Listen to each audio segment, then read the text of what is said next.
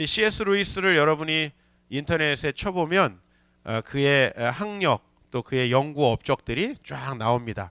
근데 사실은 이 C.S. 루이스는 개인적으로 이보다 더 고통스러운 삶이 있을까 하는 현대판 욥과 같이 아주 괴로운 인생을 살았던 사람이에요.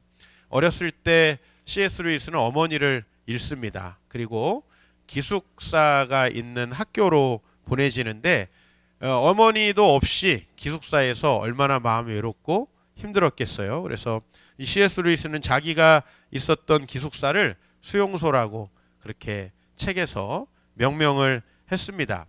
이 C.S. 루이스는 결혼을 2번 했는데요. 2번 다 너무 드라마와 같습니다. 첫 번째 결혼은 암에 걸려서 죽어가는 자기의 연인과 병실에서 결혼식을 했어요. 그래서 사실은 결혼 생활을 누리지는 못했고, 결혼을 했다고 해야 될까요? 아니면 하지 않았다고 해야 될까요? 그렇게 독신으로 중년의 나이까지 홀로 살아가게 됩니다. 그러다가 이제 이 막시스트로서 이 사회 활동을 하던 조이라고 하는 여성을 만나는데, 이 여성은 아이가 2이 있는 그런 유부녀였어요. 근데 남편과 사이가 좋지 않았고 가정이 깨어지는 그런 과정 속에서 이 조이와 만나게 되는데, 이 조이라는 사람은 C.S. 루이스와 좀 특별한 관계예요. C.S. 루이스가 쓴 책을 보고 막시스트의 길을 버리고 회심을 한 그런 여성이었어요. 그래서 이 여성을 만나서 이제 그런 마음이 통했고, 그래서 결혼을 하게 됩니다. 그런데 이 여성이 얼마 안 돼서 골수암으로 또 세상을 떠나게 돼요. 그리고 이제 C.S. 루이스도 몇 년 후에 세상을 떠납니다. 그래서 이 여인과의 그 헤어짐 속에서 하나님 앞에 항변하면서 고통의 문제에 대해서 다룬 책이 바로 헤아려 본 슬픔이라는 책이에요. 사실 제가 이 설교를 준비하고 어저께 이 저의 페이스북에 한 분이 남긴 글을 봤는데, 이분이 어렸을 때 자신의 어머니가 세상을 떠났습니다. 그래서 많은 교회에서 오신 분들이 자기를 위로해 주려고 하셨는데, 그 많은 분들 중에 한 분이 이런 얘기를 하셨다고 그래요.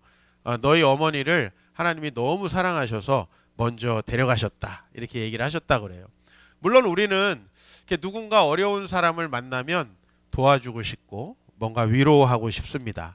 그래서 위로가 될 만한 논리들을 만들어서 때로는 이야기하게 되기도 하고, 뭐 그렇게 얘기한 그분이 어찌 나쁜 의도를 가지고 있었겠어요. 그런데 이 어린 나이에 이 친구는 그 말을 도저히 이해할 수가 없었다. 그래서 자기는 그 이후에 교회를 가지 않았다. 물론 좀 극단적입니다. 제가 볼 때는 뭐 제가 그 말을 들었다고 해서 교회를 안 가거나 하진 않았을 것 같아요.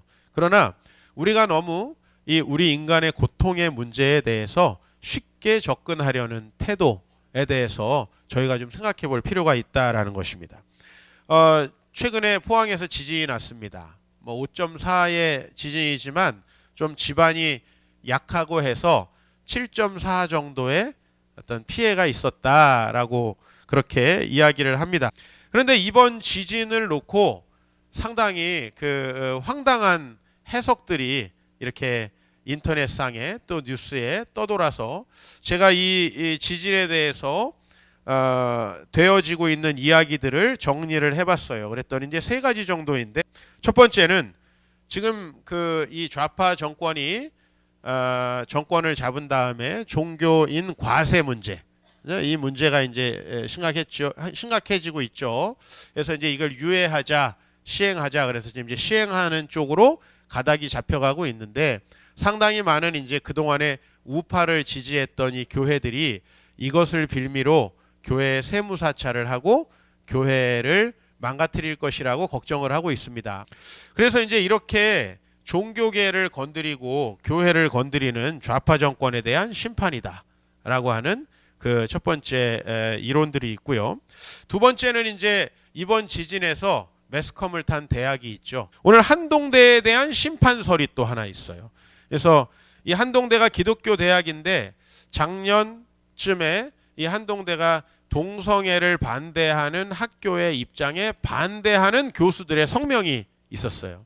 그래서 한동대의 한 50에서 60% 정도의 교수가 이 동성애 반대에 대해서 반대하는 그런 성명을 냈는데 그것에 대한 하나님의 심판이다. 이런 이론이 또 하나 있고요.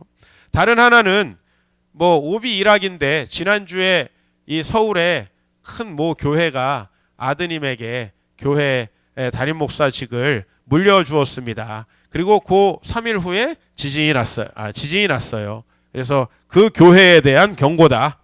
뭐 이런 이제 문제들이 이렇게 제기가 됐어요. 모르겠습니다. 뭐 하늘나라에 가보면 셋 중에 하나가 맞을지도. 그러나 우리가 이런 식의 논리는 제가 아까 전에 말씀드렸듯이 어머니를 사랑하셔서 데려가신 거야. 어머니를 사랑하기 때문에 이건 전부 다 이제 어떤 인과관계를 성립시키려는 논리죠. 사실 우리는 그 어떤 일을 겪어도 우리 머릿속으로 자동으로 원인과 결과에 대해서 생각하려는 그런 경향이 있어요. 그래서 우리 마음속에 이런 생각이 드는 거 너무 당연합니다. 그러나 때로는 아주 인과관계가 분명한데 하나님의 뜻과 전혀 상관없는 경우도 굉장히 많이 있고 인과관계가 다 성립하는데 옳지 않은 이야기도 우리에게 많이 있다라는 사실을 알아야 되죠. 오늘 이 욥이라는 사람은 세상에서 가장 의인 중에 한 사람으로 묘사되고 있습니다. 여러분들이 욥기를 잘 알죠. 욥하면 고통의 문제. 사실 저는 욥의 고통의 문제를 잘 다뤄서 설교하지 않습니다. 왜냐하면 이 욥기의 진짜 주제는 고통의 문제가 아니기 때문에 그래요. 그러나 오늘 제가 이 한국에 있는 지진을 통해서 이 기독교인들이 얼마나 인간의 고통의 문제에 대해서 천박하게 해석하고 있는가에 대한 그런 논리들이 여전히 우리 안에 있다라는 것을 좀 생각하게 되면서 욥의 이야기를 좀 하지 않을 수가 없을 것 같아요. 욥기 1장 1절에 보면 욥은 온전하고 정직하여 하나님을 경외하며 악에서 떠난 자라라고 이렇게 이야기를 합니다. 욥이 사실 우리와 같은 사람인데 온전하고 정직하여 막말로 죄 한 번 안 짓고 살았겠는가? 그건 아니었을 거라고 봅니다. 그러나 욥은 분명히 하나님이 보시기에 아주 의로운 삶을 살았던 것만큼은 분명하고 아마 이런 논리를 성립시키는 사람이었을 것 같아요.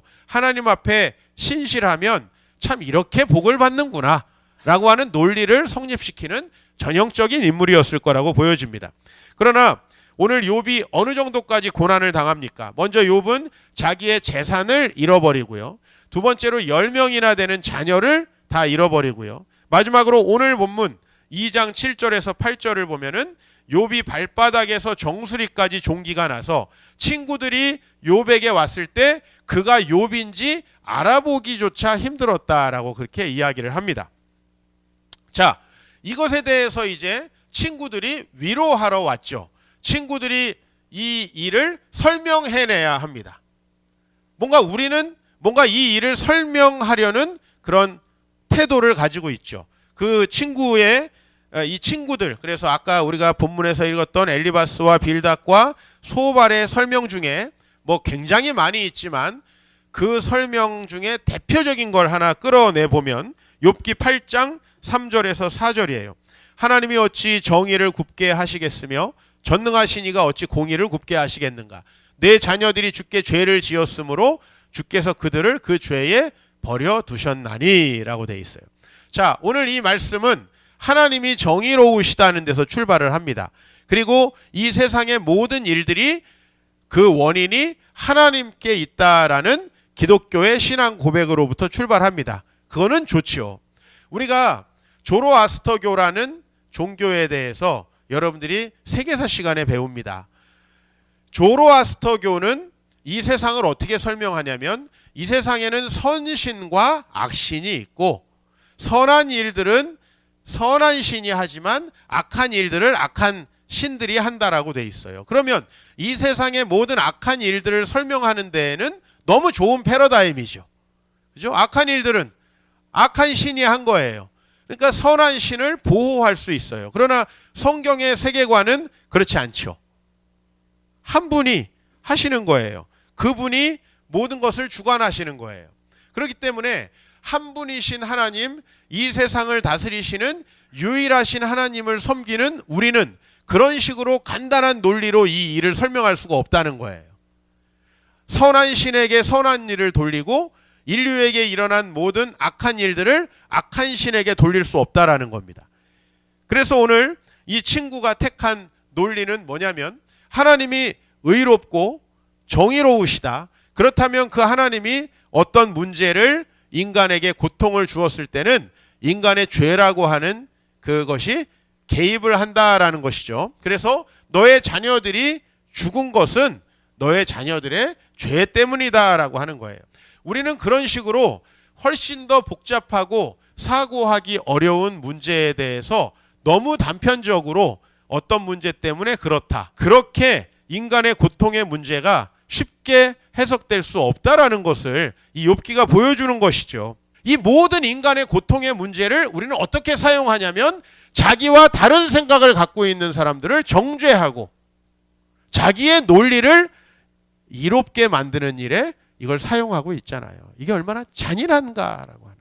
얼마나 잔인한가. 그것도 하나님 편에 그걸 대가지고 그냥 천년 묵은 진해나 어떤 용왕이 그랬다 그럼 괜찮아요. 근데 하나님의 편을 드는 척하면서 이런 얘기를 하는 것이 얼마나 하나님의 뜻과 거리가 먼가라고 하는 것들, 여러분들과 이야기하지 않을 수 없습니다.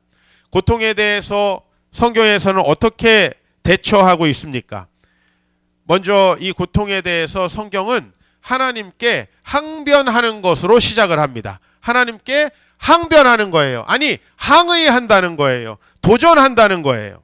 오늘 2장 9절 10절 말씀을 보면 먼저 아내가 항변합니다. 그의 아내가 그에게 이르되 당신이 그래도 자기의 온전함을 굳게 지키느냐? 하나님을 욕하고 뒤져라.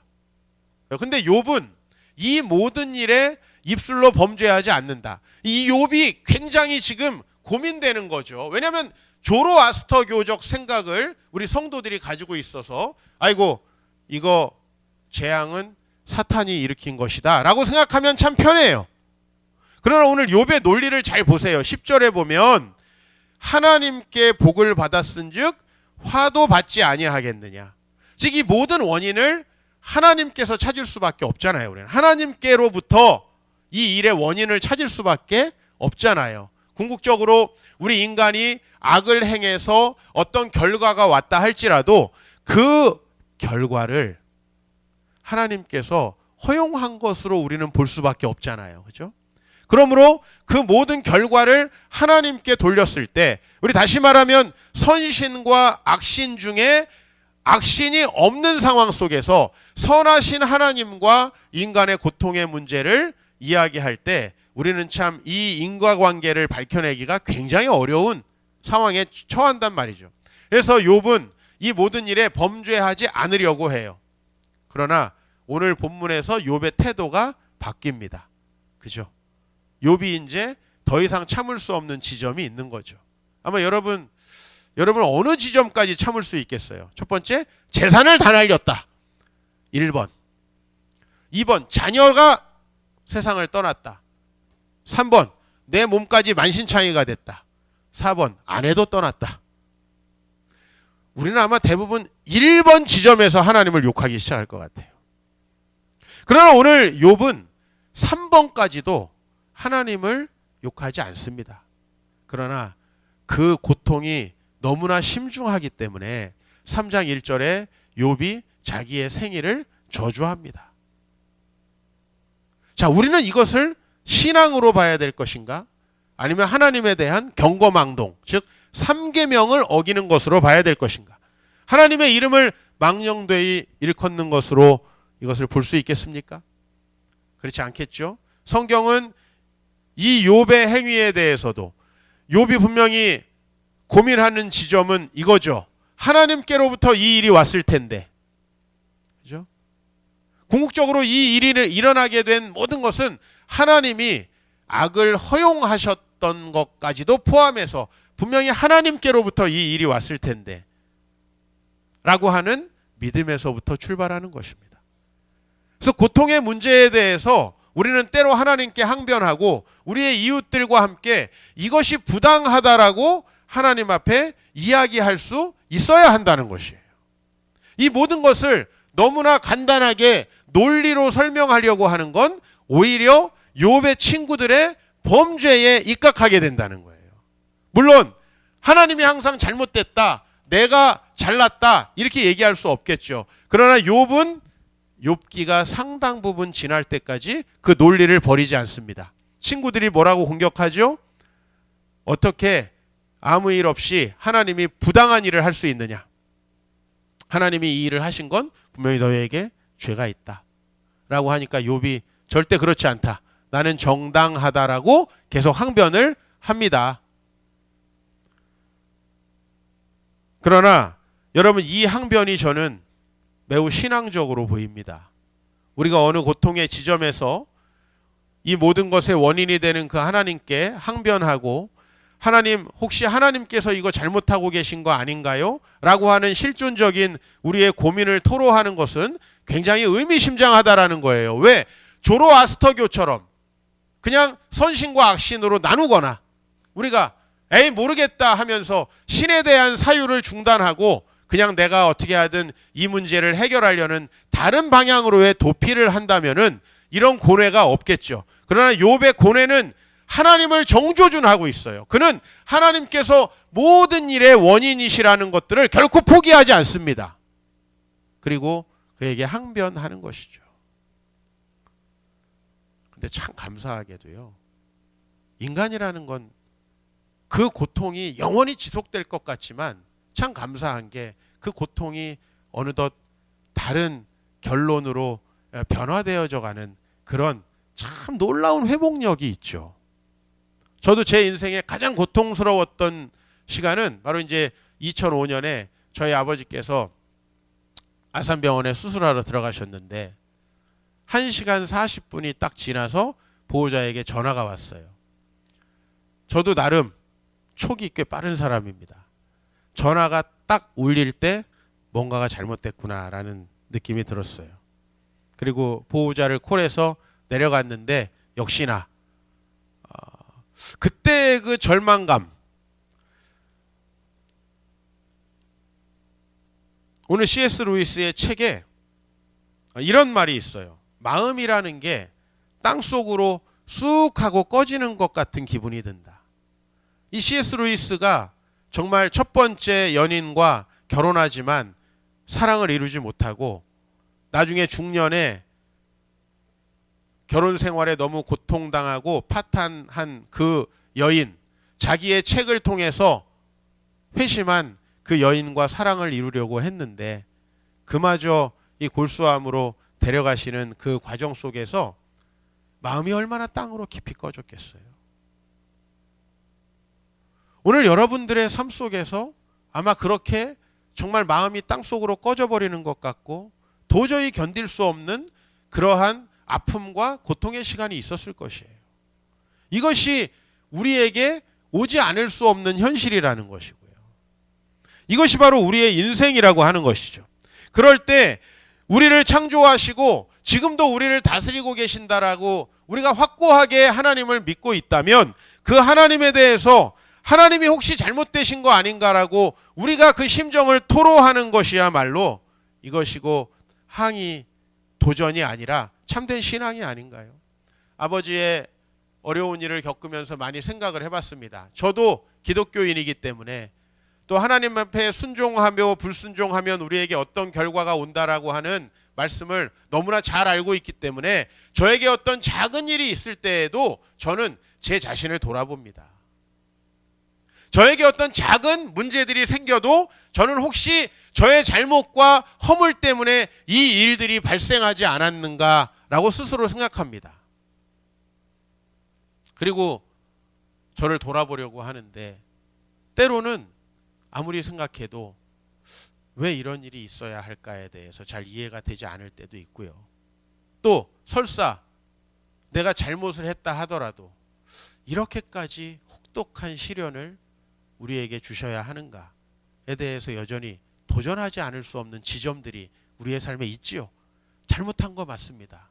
내가 하나님 앞에 실수하고 허물을 가졌던 거 맞습니다만은 그에 대한 처벌로 너무 가혹합니다 라고 생각할 수밖에 없는 그런 지점들이 우리의 삶에 있다라는 것이죠. 그럴 때 우리는 얼마나 외롭습니까? C.S. 루이스의 책에 보면 슬픔이나 두려운 감정은 남과는 공유하기 힘든 오롯이 나 혼자만의 느낌이기에 좀 외로운 느낌도 든다라고 했는데, 이럴 때야말로 다른 사람들의 말도 잘 귀에 들어오지 않는 그러한 지점이죠. 여러분, 이런 생각이 들고 여러분이 이런 생각 속에 갇혀 있을 때에도 여러분, 그 생각은 유일하신 하나님에 대한 우리의 신앙의 사유의 일환이라는 것을 기억하시면 좋을 것 같아요. 그것이 절대 하나님을 향한 도전이나 불신이 아니고, 이 세상을 하나님이 다스리기 때문에 이해가 안 가는 지점, 하나님이 다스린다는 걸 우리가 확고히 믿기 때문에 잘 이해가 안 가는 지점이고, 거기에서부터 우리 인생에 대한 우리의 깊이가 더 깊어지게 된다라고 하는 것들을 기억하시기를 축복합니다. 그러나 욥은 거기에서 멈추지 않습니다. 욥의 논리는 발전합니다. 친구들과 대화하는 과정 속에서 하나님이 알려주신 게 아니라 욥은 스스로 어떤 중간 도착지, 중간 지점에 정말 이제 도달하게 되는데요. 바로 욥기 23장 9절에서 10절입니다. 그가 왼쪽에서 일하시나 내가 만날 수 없고 그가 오른쪽으로 돌이키시나 배울 수 없구나. 욥은 이 대화의 과정 속에서 여전히 하나님의 뜻을 잘 모르는 그런 지점 속에 있어요. 여전히 얼마나 술래잡기 하는 것 같아요. 그분이 왼쪽에서 일하시는데 내가 만날 수 없고 오른쪽으로 돌이키시는데 내가 배울 수 없구나. 여전히 하나님의 뜻이 이거구나라는 그런 깨달음까지 도달하지 못해요. 그러나 그의 고통이 어느 정도 시간이 지나면서 이제 그의 사유의 깊이로 바뀌기 시작할 때 욥이 하는 고백은 이거예요. 내가 가는 길을 그분이 아실 것이다 라는 거죠. 처음에는 자기의 생명을 저주합니다. 내가 왜 태어났는가라는 것을 저주할 수밖에 없는 지점이 있었다는 거예요. 그러나 욥이 계속 그 지점에 머물지 않아요. 여러분도 그 지점에 계속 머물지 않을 수 있습니다.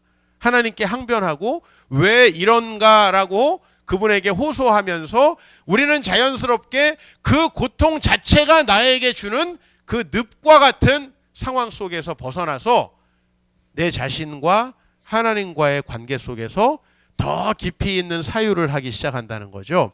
그 사유가 바로 오늘 이 결론이에요. 그가 이런 길을 통해서 나를 단련하실 텐데 내가 숨금같이 되어 나오리라. 이거 남이 해주지는 않아야 돼요. 본인이 이런 지점까지 이르도록 격려해 주어야 합니다. 그리고 그가 그 지점에 이르렀을 때 즈음에 이제 우리가 이 얘기를 해줄 수 있을 것 같아요. 그죠? 하나님께서 더 좋은 길을 예비하시려고 우리를 준비시키고 있는 것이야 라고 하는 것들. 근데 이것을 받아들일 때가 온다라는 거죠. 이것을 받아들일 때가 오는 거죠.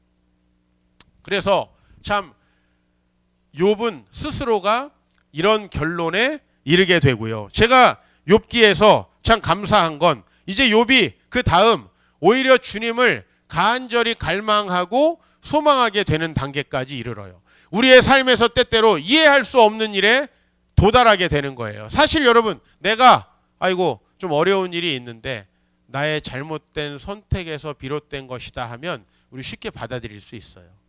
내가 잘못된 실수에서 비롯된 고통이 내가 견딜 수 있을 정도라면 충분히 우리 지나갈 수 있어요. 그러나 때로는 내가 왜 이런 일을 겪어야 하는지 모르겠어요. 그리고 원인을 알지만 내가 그런 원인을 제공했다고 해서 하나님께서 이렇게 하셔야 하는가라는 데 대해서 도저히 이해할 수 없는 지점에 이를 때가 있지요.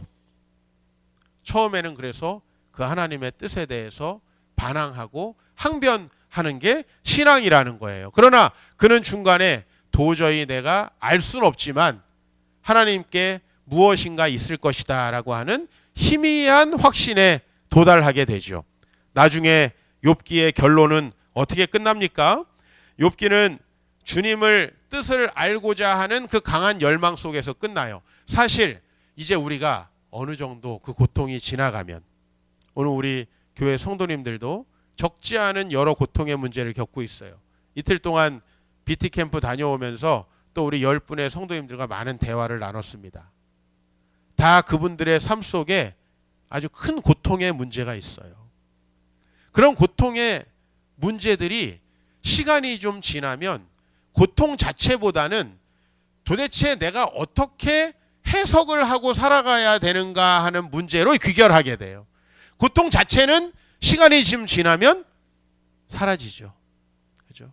저도 아버지 때문에 당했던 내 이 삶의 실존적인 고통이 이제 항상 내 목회를 더 선명하고 열심히 하게 되는 하나의 동기로 바뀐 지 오래됐어요. 욥은 어느 정도의 시간이 지났습니다.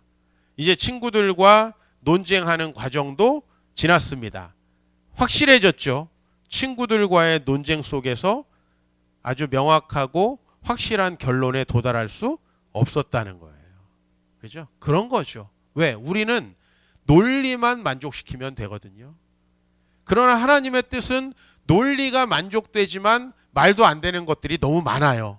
하나님의 뜻을 깨닫는데 우리의 논리만으로는 부족한 것들이 너무 많다는 거예요. 여러분들은 이 세상을 살아가면서 교육을 받으면서 점점 논리적이 되죠. 여러분이 쓰는 논문이야말로 그저 논리의 향연 아닙니까?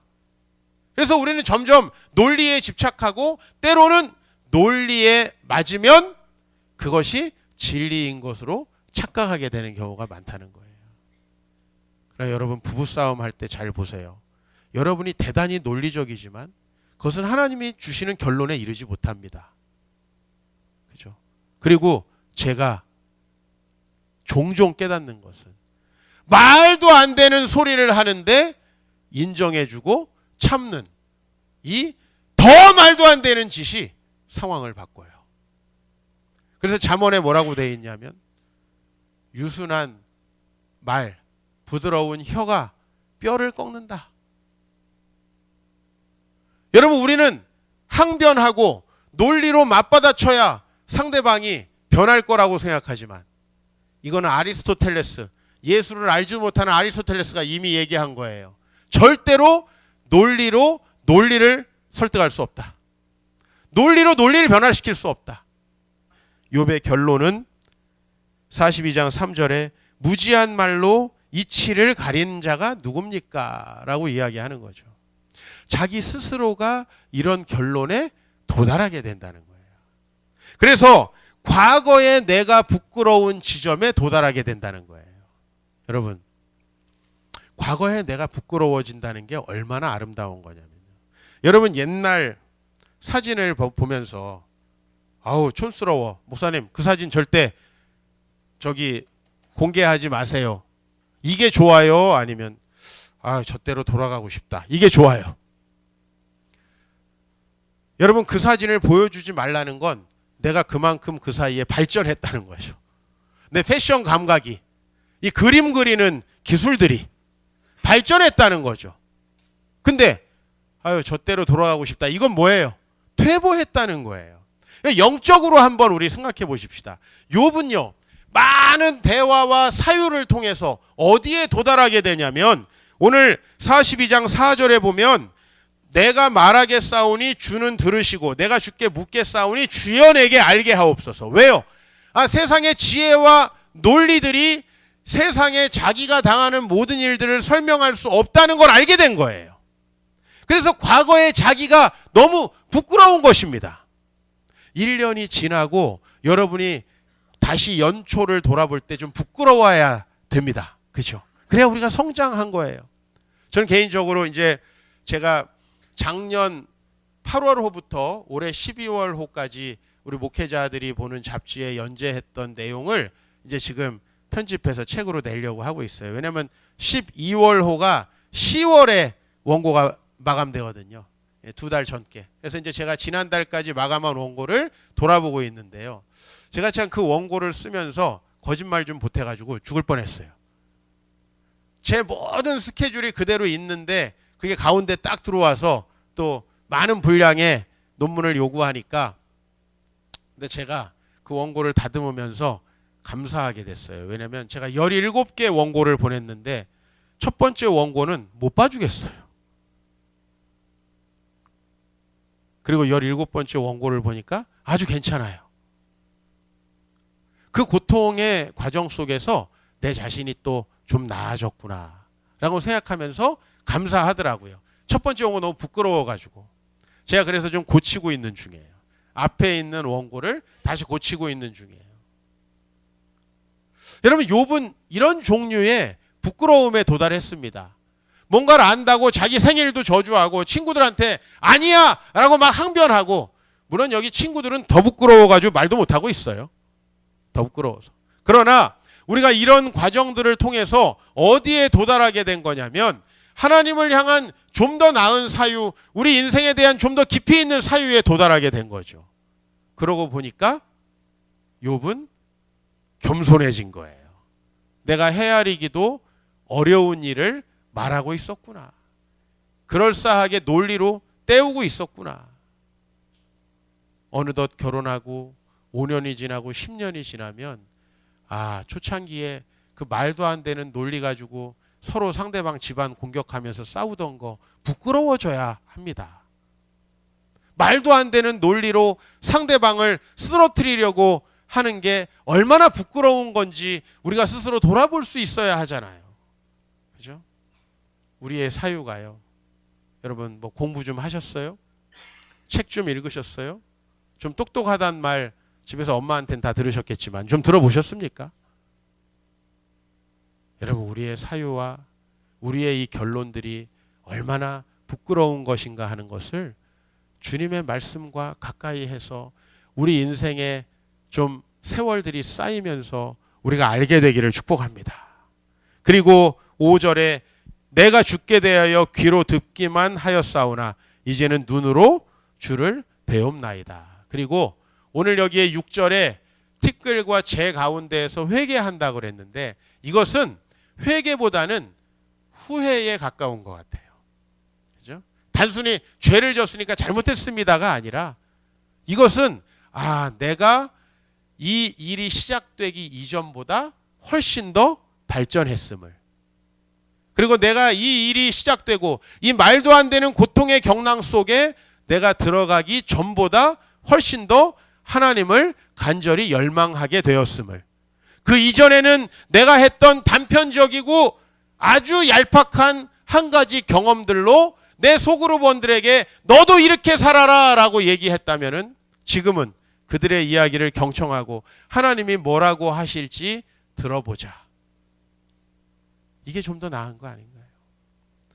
아까 얘기했던 그런 지진에 대한 말도 안 되는 결론보다는 우리가 우리 자신을 좀 돌아보면서 겸허하게 우리 자신을 반성하면서 혹시 그런 어려움을 당한 분들이 있다면 돕고, 우리가 당해야 할, 우리 모두가 당해야 할 고난을 그분들이 오롯이 다 짊어지고 있으니까 우리가 오히려 그분들께 위로하고 교회로서의 책임을 져야 되지 않는가. 그래서 욥은 결론은, 욥은 이 고통의 상황들을 통해서 오히려 하나님 앞에 간절히 하나님을 열망하는, 그래서 그분의 지혜가 오롯이 깨달아지는 그런 시간을 갖게 되고요. 오늘 이제 이 욥은 한 단계 성숙하죠. 우리는 이제 이 이후의 이야기를 알고 있습니다. 그러나 저는 이 이후의 이야기가 별로 중요하지 않은 것 같아요. 욥은 다시 아내가 돌아왔어요. 그의 재산도 회복됐어요. 더 나은 자녀들이 열이나 주어졌어요. 그러나 이 뒤에 있는 결론보다도 우리의 과거가 부끄러워지는, 그만큼의 우리가 더 성숙하고 더 깊이 있어지는 우리 인생의 사유가 있을 때 우리의 후배 세대들이, 오늘 여기 있는 우리 청소년들이 하나님을 정말 더 갈망하고 그분에게 우리가 지혜를 전해줄 수 있는 지혜자가 될 수 있지 않을까 싶습니다. 앞으로도 우리 삶에 고통의 문제는 끝나지 않을 것입니다. 그러나 우리가 섣불리 결론 짓기보다는 욥과 같은 이러한 항변과 때로는 알 수 없는 하나님에 대한 고백들과 이 혼돈의 과정을 겪으면서 우리가 인생의 참된 지혜에 도달할 때가 있을 것이고, 그때 우리가 우리의 과거를 부끄러워하면서, 우리의 현재가 아니라 우리의 과거를 부끄러워하면서 나를 더 성장시켜 주신 그 하나님께 감사하는 그런 시간이 오게 되리라 믿습니다.